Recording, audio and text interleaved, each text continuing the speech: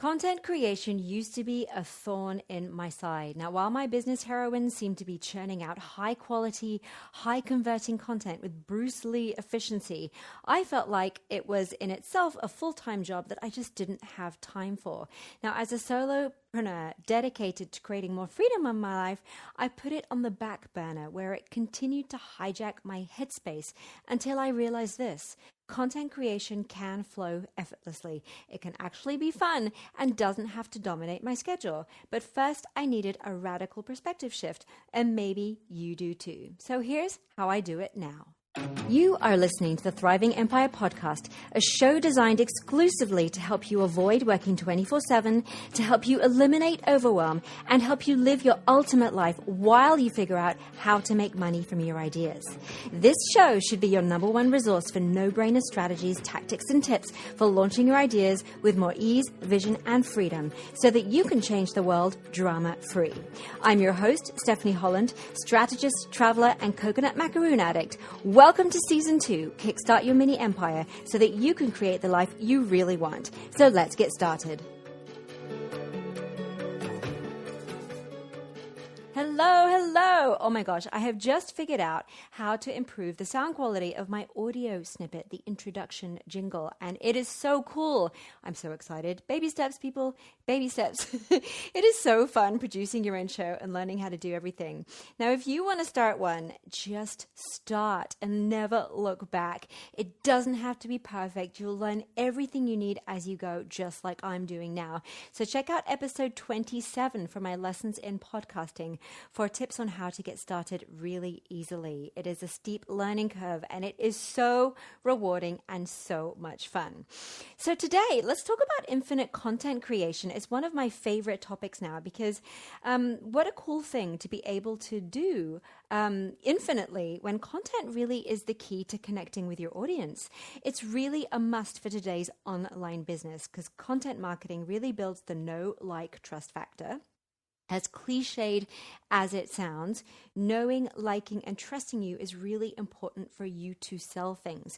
And it really catapults your audience into a conversion funnel where they go from not knowing you to buying from you and being a customer and then buying from you again. And it also, at the same time, builds goodwill with the 98% of your audience who will likely never buy from you, but might rave about you to their friends and their network. And it really does help you to nurture the 2% of those people who are likely to buy from you over and over again at some point in the future. So you've got to get this. Content is king and forever will be. But the must factor and the motives that drive it, so SEO, credibility, conversions, for example, that feeling that we have to do it, that we must do it, and the sheer obligation as part of an online marketing strategy really did used to squeeze the joy out of it for me. I found myself staring at a blank screen every Tuesday, wondering what on earth I was going to send out to my list at 10 a.m. So I'm not just talking about, for example, podcast content or blog content. I'm also talking about email newsletters and just what to post on Instagram and everything. I mean, at the end of the day, all I really wanted to do was share my passions and discoveries in a way that let my audience know what I do and how I can help them, because I really believe that is the best kind of marketing. But I made it a headspace hijacking chore just by thinking of it as a marketing must, instead of just realizing it and accepting it as just a lovely way of helping my audience get results ahead of time.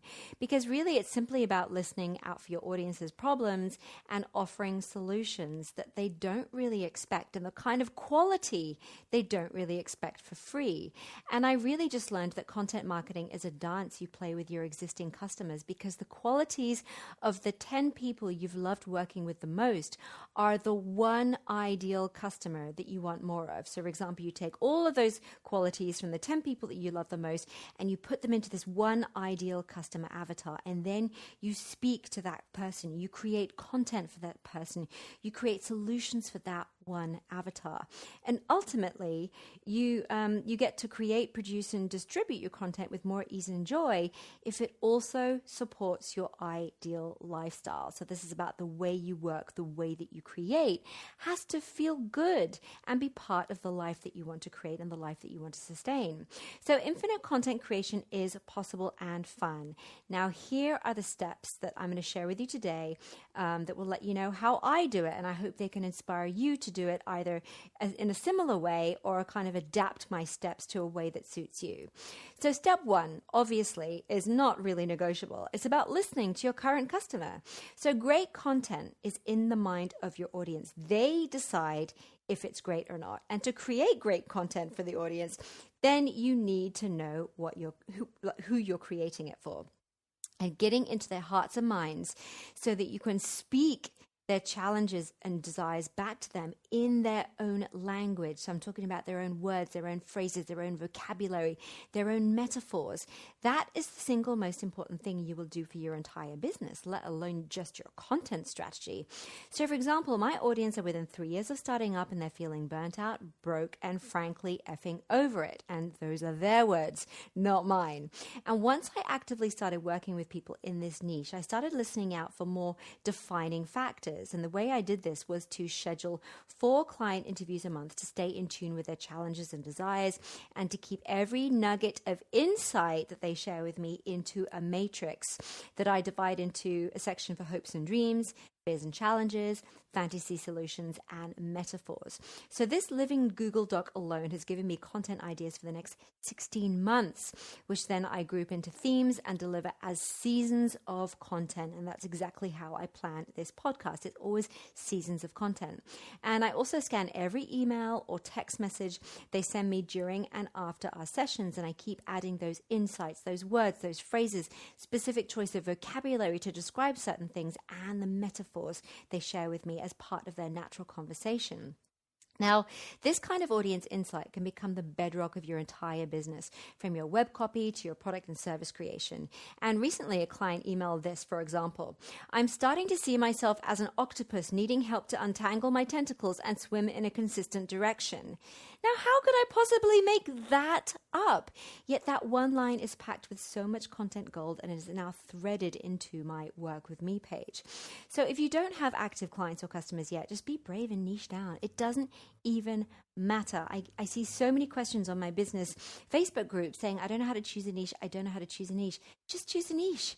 Seriously, put the niches in a hat and pick a piece of paper out of the hat and then follow that niche. You just have to get on with it. And then you scour your network to find 10 people that fit into that niche. Then you speak to them and you distill their challenges and desires, and you use that, what they tell you, to actively attract more of the same kinds of people. So all you have to do is schedule a habit of conducting 4 chats a month to keep your insights fresh, and you will have strategic fuel for your entire business on tap all the time. That step one, my friend, is absolute gold. So step 2, and this is what I found so helpful, is to recycle your most successful products and services and content. So it's basically an addendum to step 1, but really important in its own right, is repurposing content that your audience have told you they already love. It's a no-brainer. So if they loved your book, turn it into something else. If they love your podcast, turn it into something else. If they love your emails every week, turn it into something else. So from old blog posts that generated likes and conversions and conversation, to books that you've published on Amazon that have got rave reviews, your content gets better and better the more you rework it. Okay, that's what's called iteration. So 25 blog posts can turn into a podcast season. Or one blog post can morph into 5 Facebook Live episodes as you then weave your latest strategies, tactics, and tips into updated material. Now, a year after self-publishing my first book that inspired my, at the time, very tiny audience to launch their ideas, I turned it into an online course. And then a year after that, it became a video course. And then 2 years later, lesson by lesson, it formed the outline of season 1 of my podcast. So as you know, my podcast is called Thriving Empire, and season 1 was called The Freedom Philosophy, which is the same name as the book.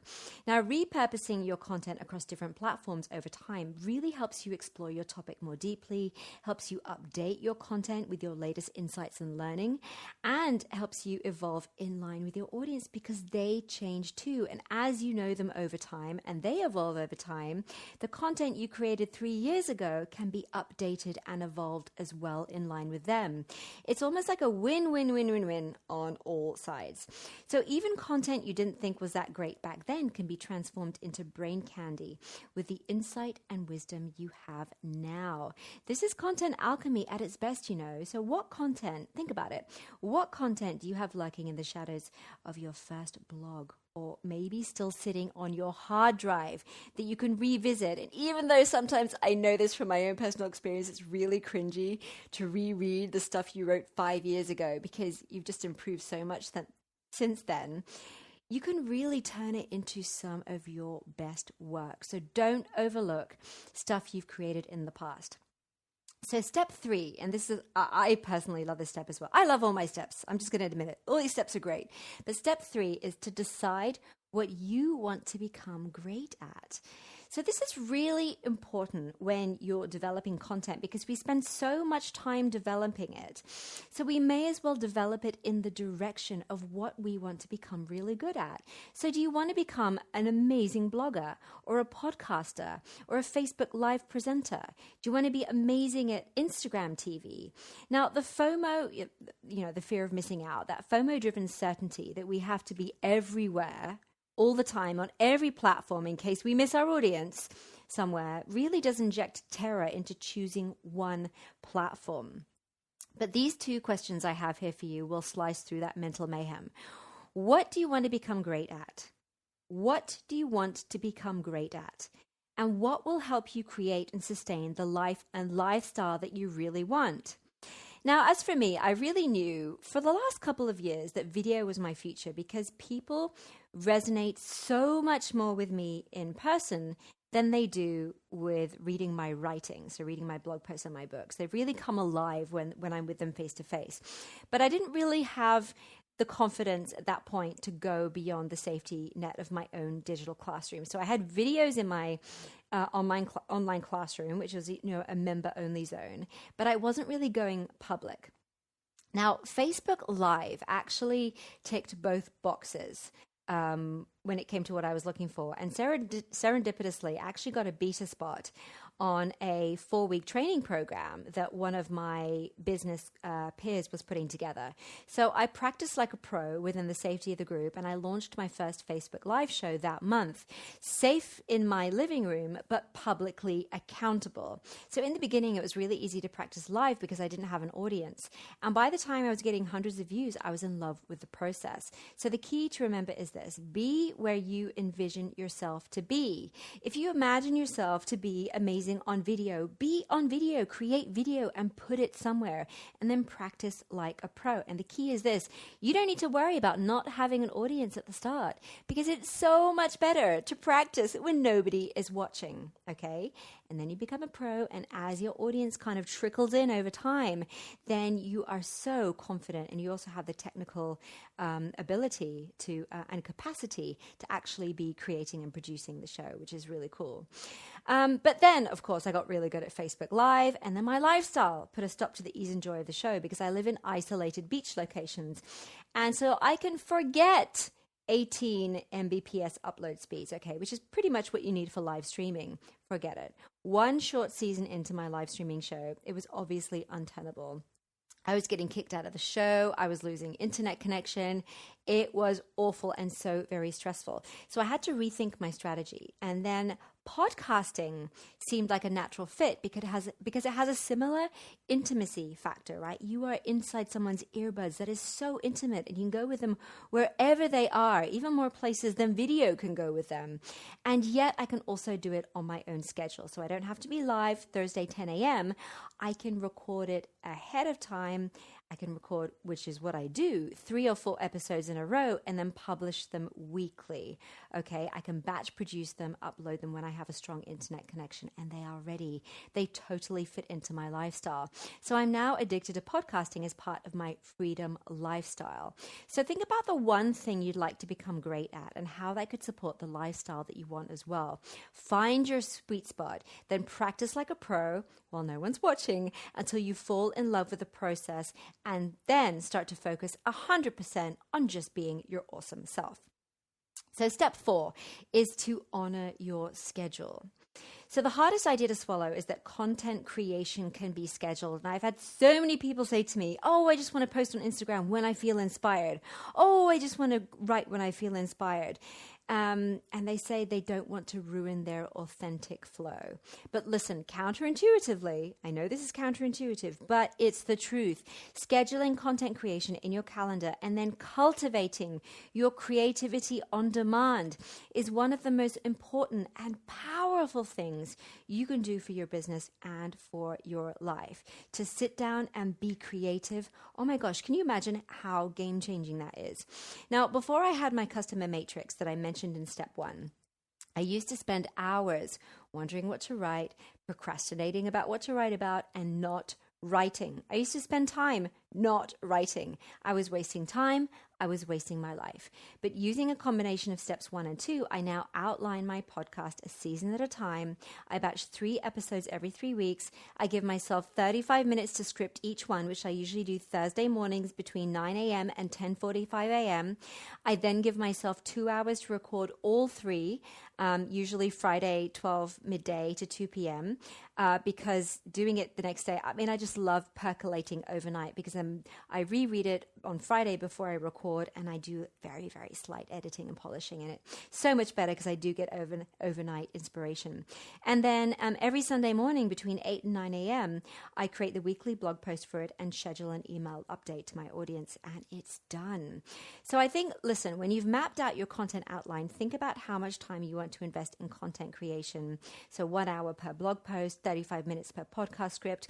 Are you going to batch it every couple of weeks, or are you going to create it fresh weekly? Decide, commit, schedule it in your calendar, and fiercely protect your schedule. Literally schedule your creativity and create the ability to be creative in a way that works for your schedule so that you can have a beautiful work-life balance and you're not at the whim of waiting for inspiration for your creativity to strike. No, you are a creative being and you need to channel that creativity on demand. So this this strategy really wipes the floor with procrastination, and it really will refund you your freedom life. So step 5, again, I love this step. Let phase 1 of all of this be an experiment. Whatever you're doing, whatever you're trying, whatever you're experimenting with, let that phase, the first phase, just be an experiment. So with 6-figure launches a la mode, totally in fashion, it's really easy to overlook the momentum that you can create with non-monetary and non-traffic related goals. So personal goals can really empower deeper learning and faster results because they are far more achievable and far more inspiring. So this is what I mean. For season 1 of my podcast, so essentially phase 1 of my podcast, I wanted to understand how to create, produce, and publish a podcast. I really wanted to explore my natural voice, tone, and style, and I wanted to discover the right process and systems for me. Now, while the majority of podcasts don't exist beyond 7 episodes, that's right, 7 episodes. Most people quit after that. I'm actually still motivated to be working on this season 2 for you because I achieved my phase 1 goals. So if I had set lofty financial or traffic goals, I would have failed and my enthusiasm would have waned for sure. But season 2 is about exploring the business model for the podcast and growing my audience. So another experimental phase, slightly different goals, slightly different growth-oriented goals, but still an experiment. I'm progressing poco a poco and I love it. And I really want to encourage you to look at everything you do as a set of hypotheses, experiments, results, and being able to analyze those results on repeat rather than failing trying something and failing because you've got very lofty goals. So think about your personal goals for phase 1 of your content creation. Do you want to learn how to write well? Do you want to become a really good interviewer? Do you want to gain video confidence, or simply master the process of producing a Google Live show? Define your goals for personal growth and make this the focus before you define your business goals around that project. It will really fuel your momentum and enthusiasm for the long haul. You've got this, right? Your ability to succeed over the long term is commensurate with your willingness to conduct experiments and look at every set of results as feedback that informs the next set of experiments.